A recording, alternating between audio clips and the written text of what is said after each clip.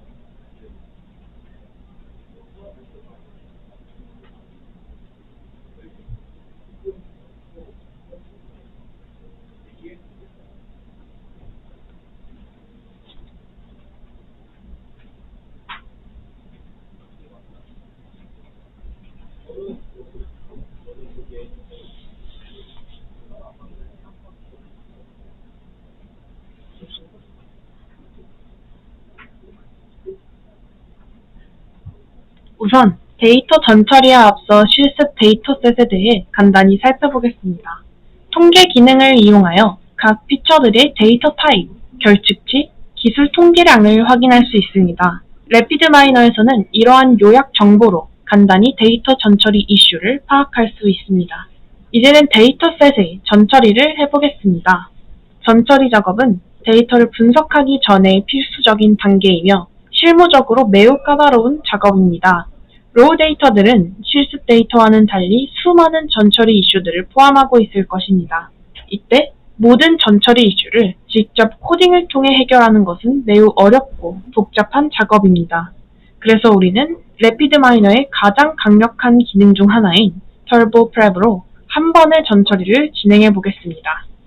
터보 프랩은 기본적으로 머신러닝 모델 구축을 위한 전처리를 제공합니다. 마지막 단계에서 우리는 인적 자원 데이터를 바탕으로 우리 회사 직원들의 연봉을 예측하는 모델을 오토모델 기능으로 만들어 볼 것입니다. 따라서 회사 직원들의 연봉인 셀러리 컬럼을 클릭하여 타겟으로 지정합니다. Improve Quality 단계에서는 머신러닝 성능을 높이기 위해 자동으로 컬럼 항목들에 대한 전처리가 수행됩니다. 주황색으로 표시된 컬럼들이 이에 해당하며 컬럼 데이터가 삭제됩니다. Employee Name 컬럼은 ID like로 타겟 컬럼인 셀러리를 예측하는 데 전혀 기여하지 않으므로 삭제됩니다. 직원의 이름에 따라 연봉이 결정되지 않는다는 판단입니다. Citizens Desk와 Hispanic Latino 컬럼은 High Stability 하여 삭제됩니다. High Stability는 해당 데이터가 지나치게 로부스트함을 의미하는데 이는 어느 한쪽의 데이터가 너무 많아서 예측에 유용하지 않다고 이해할 수 있습니다. 예를 들면 Citizens Desk 컬럼은 거의 다수가 US Citizen으로 이루어져 있습니다.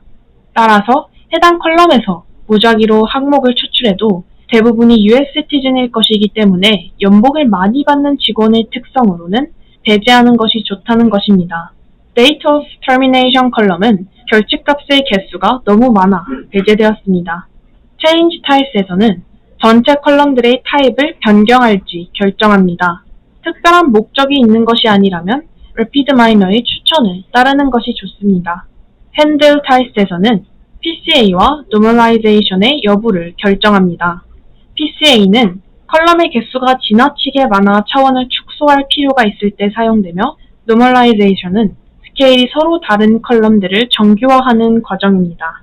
이번 실습에서는 일단 핸들링 없이 진행해 보도록 하겠습니다. 마지막으로 서머리 단계에서는 앞서 선택한 전처리 작업들을 확인해서 보여줍니다. 이제 클렌징을 해봅시다. 이상 데이터 전처리 단계의 실습 영상을 시청하시도록 하겠습니다.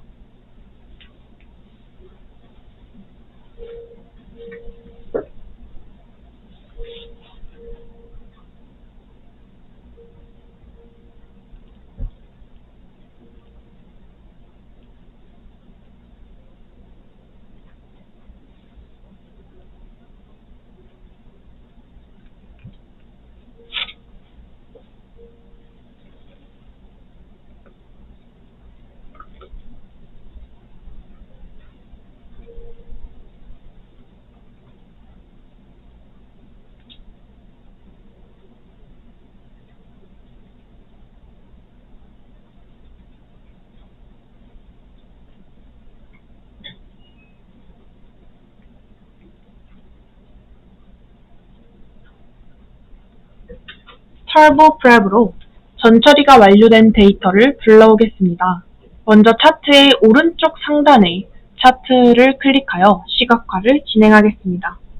먼저 박스 플롯으로 항목별 분포를 살펴보도록 하겠습니다. 플롯 타입은 박스 플롯을 지정하여 결혼 상태에 따른 연봉의 분포를 살펴보도록 하겠습니다. 기혼인 경우에 싱글인 상태보다 연봉이 상대적으로 큰 것으로 파악되는데 이는 이상치가 존재하기 때문일 것입니다.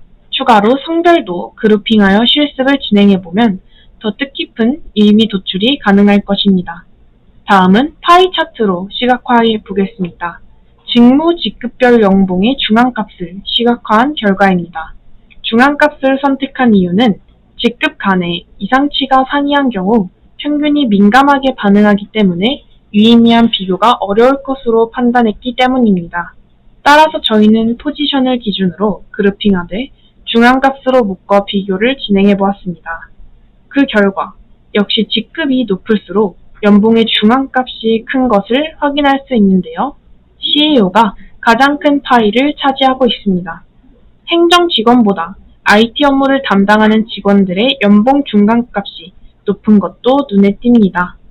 이번 실습에서는 그동안 히스토그램을 많이 활용해봐서 파이 차트를 통해 중앙값을 알아봤지만 실제로는 히스토그램을 통해 분석하는 것이 좀 더 눈에 들어올 것으로 생각됩니다.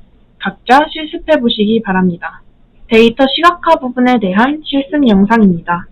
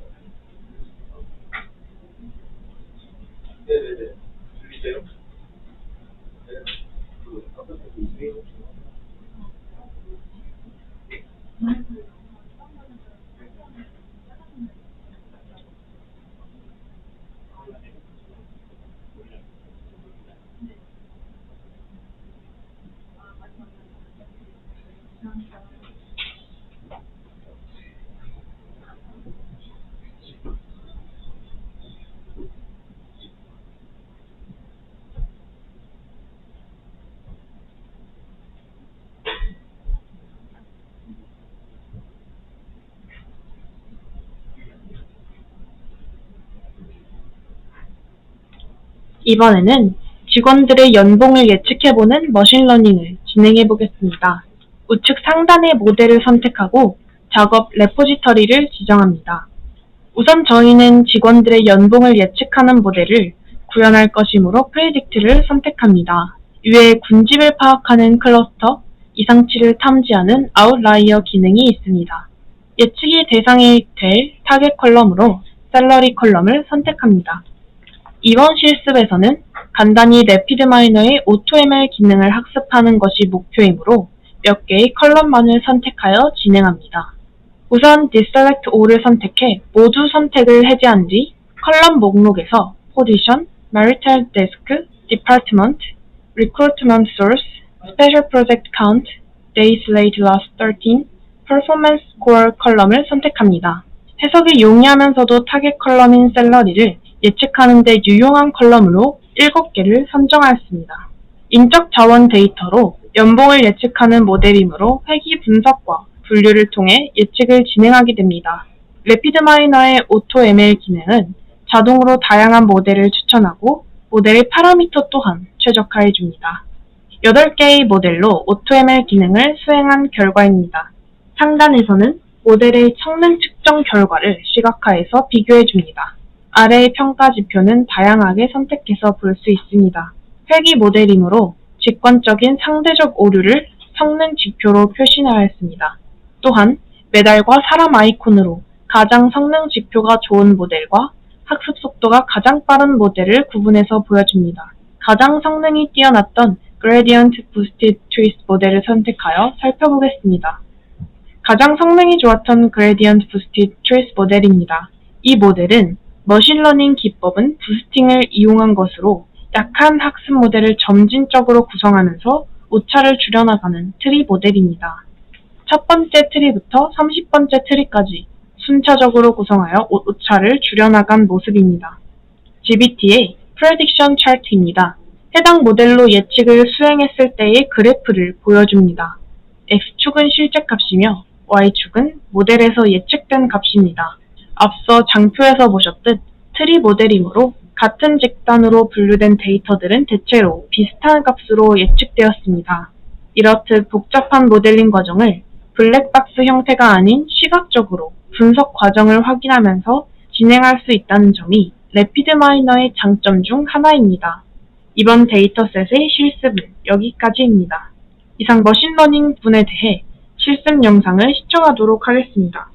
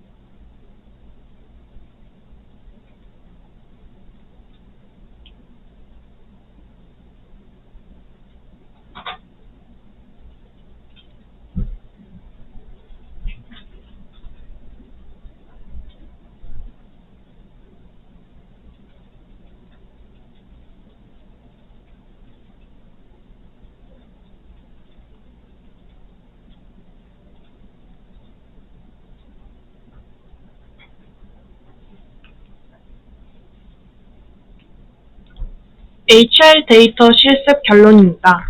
먼저 활용 방안을 살펴보겠습니다. 첫째로 업무 성과와 지원 개인의 특성을 비교 분석하여 자사 채용 프로세스에 적용할 수 있습니다.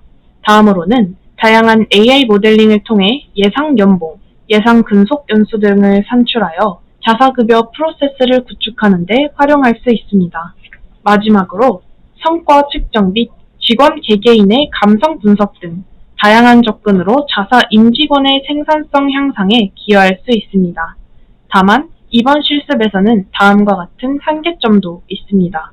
우선 각 데이터의 특성에 맞는 세부적인 데이터 전처리도 필요하다는 점입니다. 래피드마이너의 자동 전처리는 간편하지만 보다 목적 적합한 분석을 위해서는 사전에 엑셀을 활용하여 데이터 전처리를 직접 수행하는 것도 좋은 방법입니다. 이상으로 5번째 실습 심화 강의를 마치도록 하겠습니다. 시청해주셔서 감사합니다.